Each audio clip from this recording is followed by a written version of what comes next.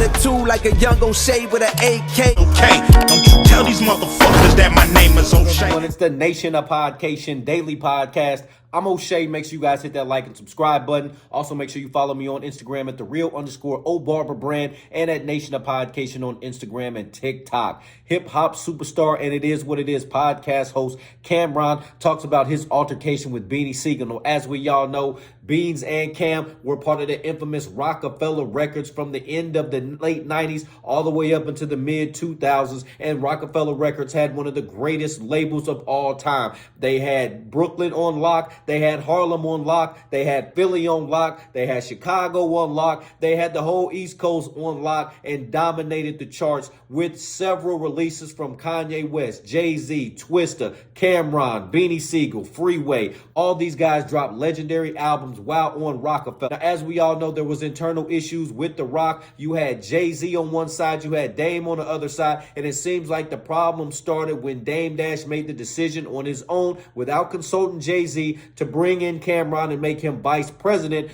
of Rocafella instead of consulting Jay-Z, his business partner. And that's where stuff hit the fan. And ever since then, the Rocafella Records has been on the decline and is dead. But during this time, there was like a split between the group. You had Jay-Z and his crew on one side. You had Dame and his crew on the other side. Obviously, the Harlem guys, Cam'ron and Jim Jones and all of them going to side with the Harlem guy. And because Dame promoted Cam'ron to vice president, then you got the other guys. You got Jay-Z, Beanie Sigel, all of the state property guys. You got Memphis Bleak on Jay-Z's side, obviously, because he brought them in. Apparently, there was an altercation or some words were said at a studio session where Beanie Sigel and State Property were rapping with Jay-Z. Cam'ron comes in, and you know how you get that feeling where people are talking about you, and then you walk into the room and you just know that they were having a conversation about you. Well, Cam'ron says that in a recent interview. He knows that those guys were talking about him, and Beanie Sigel has confirmed that they were talking about him, and those two got into a heated altercation. Let's take a look at this clip from Killer Cam as he explains the altercation with Beanie Sigel. Let's tune in. Some type of way he gave me a CD I think I had, and I did it and gave it to him. He's and then was like, how Cam, this was PD Crack told me, how Cam and them jumping on our record, on the Philly record, and you come to me, I guess it was a problem over that or whatever. This is what we gonna do. We gonna put State Property on it and keep you on it. We gonna take Jewels off. I'm like, nah, they take me off too. Like, I don't understand what's going on. Why this is such a big deal? Like, I said, well, take me off the record too, man. It ain't no problem. You know what I'm saying? But prior to all the video for that song and everything, Jay-Z heard the verse and just erased my shit. Told PD Crack erase it. Was Shane, whoever was engineering that day. And I'm like, what's going on? All right, so you see the issue started over a race versus Jay-Z allegedly raced Cam'ron's versus. They didn't want Cam'ron on a song. So Cam'ron, here we go. He's about to tell his story about how he erased Jay-Z's verse. Let's tune in. It's wild that energy going on, but we don't give a fuck. You know, Jay one day was like, we can see. Yo, I did a little something for you in the studio. I was coming in the studio, he was walking out. So I'm like, then he had something to Old Boy. And I was like, this is Old Boy's already number one? Yeah, it's popping. This, all right. This is Let's popping. be clear. This is So he erased the Jay-Z verse from the Old Boy remix. Man, he should have let that ride. Let's tune back in. Old Boy. I listened to it and I was like, erase that shit. He did this shit to me, so I was like, yo, you a different type of back. I erased it. And that's how the song got erased. You know what I'm saying? That shit, like I said, I think that's where shit went bad. That not confirming with Jay about Dame saying make me the president. I went on Rap City and talked about it. And what I said was, you know, Dame, this is what Dame told me, I'll make you president. We're going to bring Beans along further when he get it together and they'll learn more about the business, yada, yada, yada. So I was repeating what Dame told me. So one day I go on baseline by myself. Jay had went on vacation or some shit. That's why he wasn't around the office. So I walk in the studio by myself. It's Jay, it's Beans, it's Bleak. And you know how you walk in the room and you know they was just talking about you? Everybody stopped. So I just walk in, music not playing no more, nobody talking. So I'm like... And you by yourself or you with Dolo, by myself. Right, so that's how you know it was about to be an awkward situation. When you walk into a room and you hear loud noise and everybody talking and chatting up, and then you walk in a room and everything just kind of stops, the music stops, everybody kind of stops and looks at you, you already know that they was talking about you. Cameron's right, let's tune in.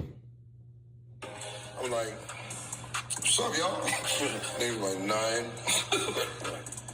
So, nigga Beanie say, yo, can I talk to you for a minute? We go outside the room. I said, what's up? He's like, yo, bro.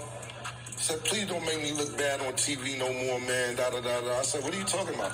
He said, nah, you talking about I don't know the business and this, that, and the third. I said, yo, my nigga, I ain't trying to make you look bad. I just was repeating what Dame said. If you feel away, I apologize, but that wasn't my intent to make you look bad. He's like, yeah, please, man, because I look crazy. So I said, okay, I see what's going on in this room before I walked in. This is Cam and them got an office. Right. Cam and them bust moves. Cam doing this without authorization, speaking to Jay.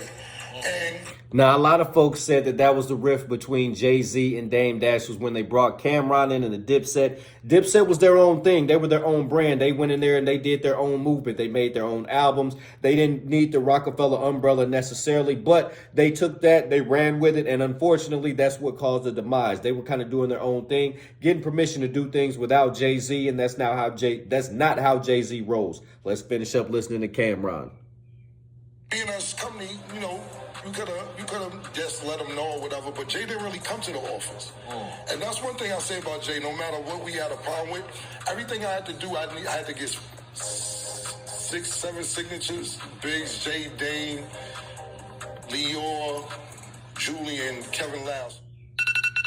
6 signatures. He always signed off on everything, whether it was good or bad. He wasn't hating on anything I was doing.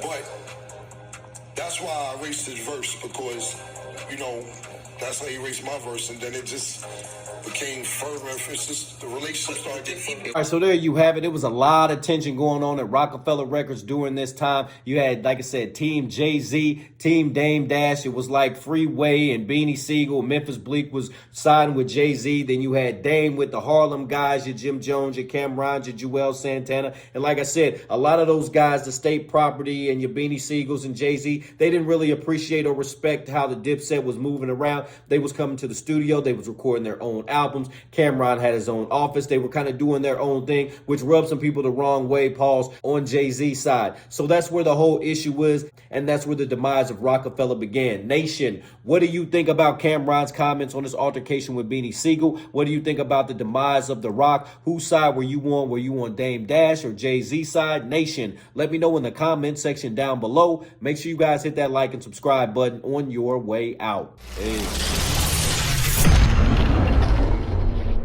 O'Shea and I have been kicking it strong for a minute now. O'Shea doesn't drink. He doesn't smoke. O'Shea is a professional model. Attitude like a young O'Shea with an AK. Okay, don't you tell these motherfuckers that my name is O'Shea.